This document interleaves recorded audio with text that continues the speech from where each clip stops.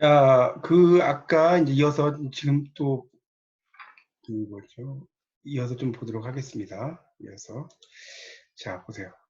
거기 이제 여러분 교재 어디를 보시냐면, 이제 119쪽. 조금만 더 할 테니까 지금 또 바쁘신 분들이 계시고 해서 제가 길게는 안 하겠습니다. 이번 시간은. 자, 119쪽에 보십시오. 119쪽에 이제 정지용의 유리창이 나오죠. 유리창. 마지막 단락이에요. 유리창은 뭐냐면 죽은 아들에 대한 애도를 이야기하는 시예요. 애도시.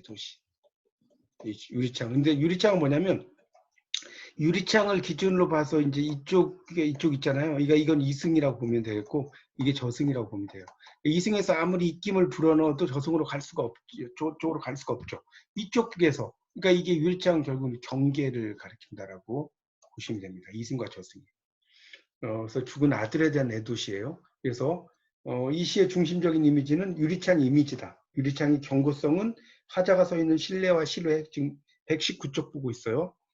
빛과 어둠, 죽은 자식, 뭐 이런 것을 분리한다. 이렇게 나왔죠.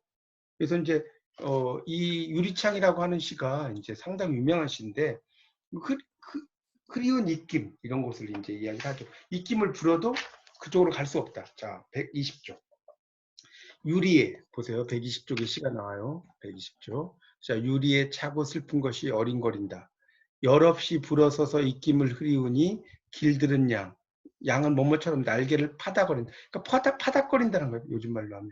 지우고 또 지우고 봐도 새까만 밤이 밀려나가고 밀려와 부딪히고 요즘 말로 하면 부딪히고죠. 부딪힌다라고 이렇게 써야겠죠. 물먹은 별이 반짝반짝 보석처럼 베낀다. 이 물먹은 별에다 네모치고 별표 쳐놓으세요. 자, 이 시에서 가장 하이라이트가 바로 물먹은 별이에요. 그러니까 별이 물 먹을 수는 없잖아요. 그러니까 눈물을 흘린 상태에서 바라본 별이라고 써놓으세요. 이게 바로 물 먹은 별.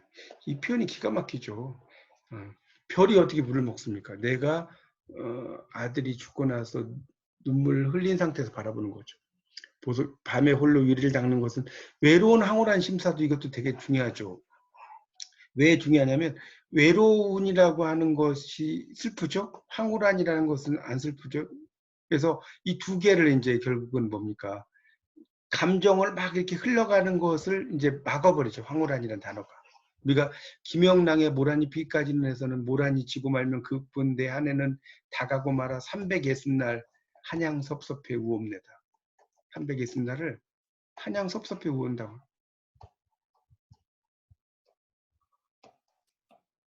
이렇게 이야기를 하는데 여기서는 이제 외로운 황홀한이죠. 그래서 120쪽을 보시면 그런 물 먹은 별이 보석처럼 박혀요. 그래서 시각적 이미지가 촉각적 이미지로 전환된다. 화자의 감정이 급격히 전환된다는 사실을 주목할 수 있다. 반짝 베낀다. 이것이 이 전환의 양축을 이룬다. 이렇게 나오고 있습니다. 그래서 이제 그런 참척의 슬픔 이런 것을 이야기를 한다는 것을 이야기하고요. 그다음에 이제 외로운 황홀한 심사라고 이제 나오죠. 그 밑에 보면 창을 닦는 행위를 드물고 그리고 불확실한 반짝의 순간에 대한 기대이다. 이런 이야기죠. 그러니까 이승의 이곳에서 내가 저곳으로 유리창을 행해 입김을 불면 그 입김을 통해서 어린아이의 어떤 영혼이 다시 이렇게 나타난다는 거예요. 그러니까 환상적으로. 그런 것이 이제 외로운 황홀한 심사라는 거죠. 그래서 입김을 지우기 위해 창을 닦는 행위의 의미를 국한시킬 수는 없다. 유리창에 서린 입김이 길들은 양 파닥거렸다. 그래서 입김에 흐려졌던 유리창이 다시 맑아지는 모습이죠. 근데 마지막에 너는 산새처럼 날아갔다 라고 하면서 다시 또 121쪽 교통에 겨워 죽어가는 아이의 모습을 상기시킨다.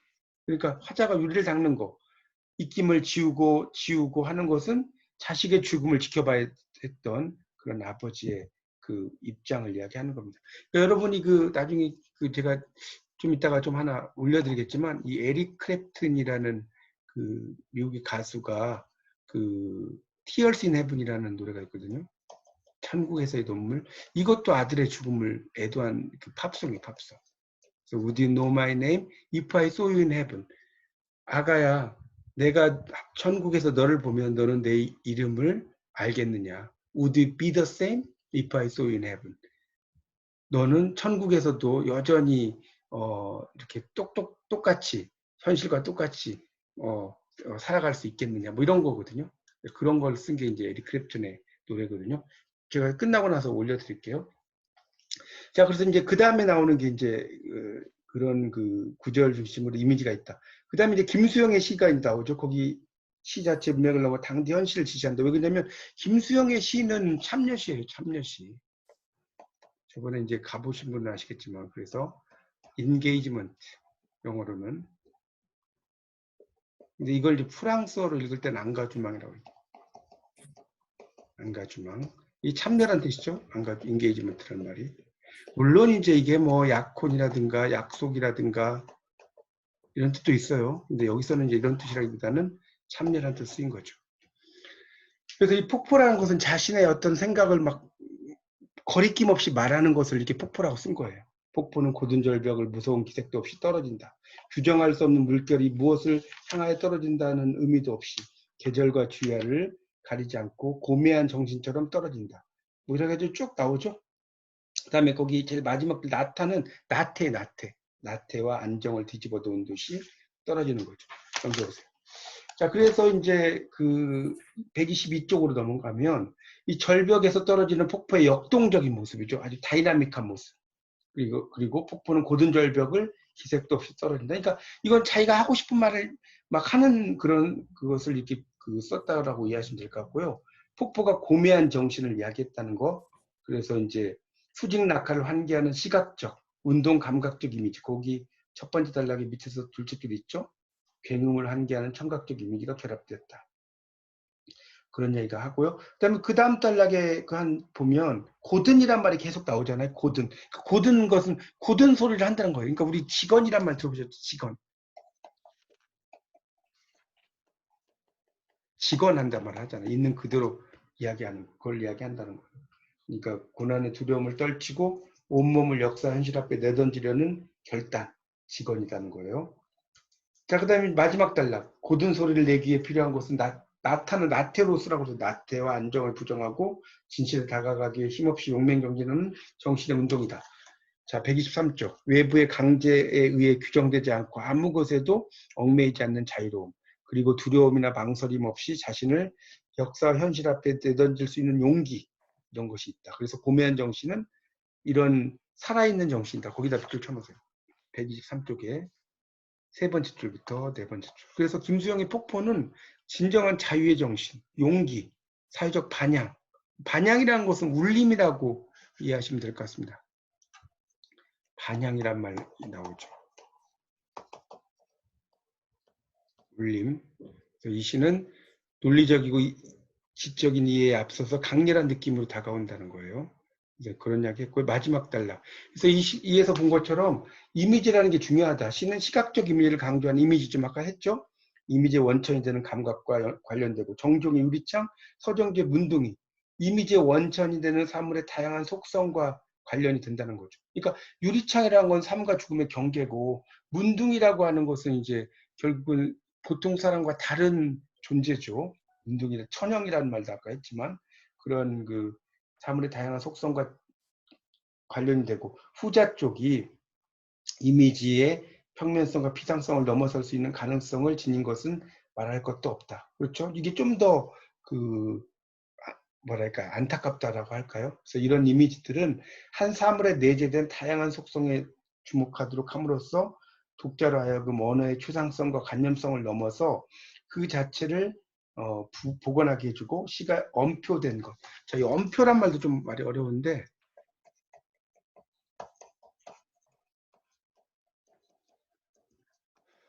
말로 표출됨.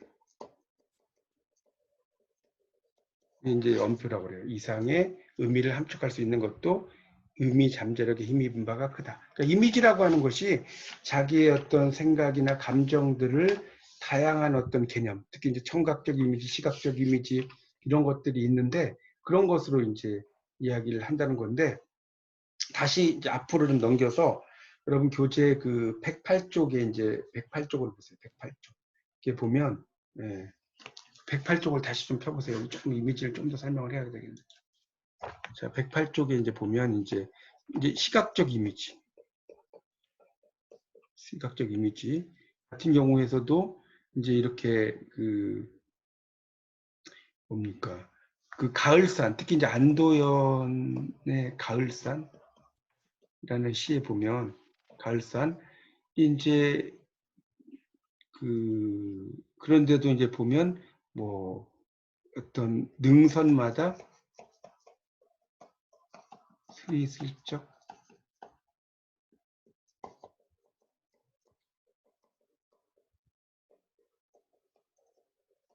이렇게 이제 쓰이기도 하거든요. 그러니까 능선마다 이제 산에 이 가을산을 이제 사람처럼 이렇게 표현한 거죠. 능선마다 스리슬쩍 펼쳐놓았느냐 이런 게 나와요. 이 가을산이. 그러니까 이게 펼쳐놨다는 것이 막 그림으로 보이죠. 그림으로 보이니까 이런 거는 시각적 이미지가 되는 것이고, 청각적 이미지를 하나 또 예를 들면 이 북청물장수라는 김동완의 물장수라는 시가 있어요. 물장수. 거기에 보면 이런 게 나오거든요. 뭐가 나오냐면 찬물을 쏴 쏟고 사라지는 북청물장수. 여기 보세요. 산물을 쏴 쏟아. 그러니까 청각적으로 들리는 것처럼 보이죠? 이런 게 청각적인 이미지라고 볼 수가 있어요. 그 다음에 이제 후각적인 이미지 같은 경우는 황동규의 봄밤이죠. 황순원의 아들이죠. 황순원 작가의 비릿한 비냄새. 이 비냄새를 비릿하다고 표현해요. 그러니까 이게 더 후각적인 어떤 이미지라고 볼 수가 있겠고요. 그 다음에 이제 촉각적인 이미지, 촉각의 이미지 같은 경우는 신경님의 가난한 사랑 노래. 여기 보면 내 볼에 와닿던 내 입술에 뜨거워. 촉각이죠. 이런 식으로 이제 그 시인들이 시각, 정각, 촉각, 후각, 미각 이런 걸 많이 써요. 그래서 결국 뭐라고 이야기하냐면 이미지라는 것은 시에 거기다 써놓으세요. 부속물이고 장식물이다. 이렇게 표현합니다. 이론적으로. 그러니까 이미지가 없는 그런 시들은 물론 이제 그것도 시가 아니라고 할 수는 없죠. 그렇지만 이미지가 없이 이렇게 시를 쓴다는 것은 조금 좋은 시가 되기가 쉽지 않다. 뭐 이렇게 설명을 드릴 수가 있을 것 같습니다.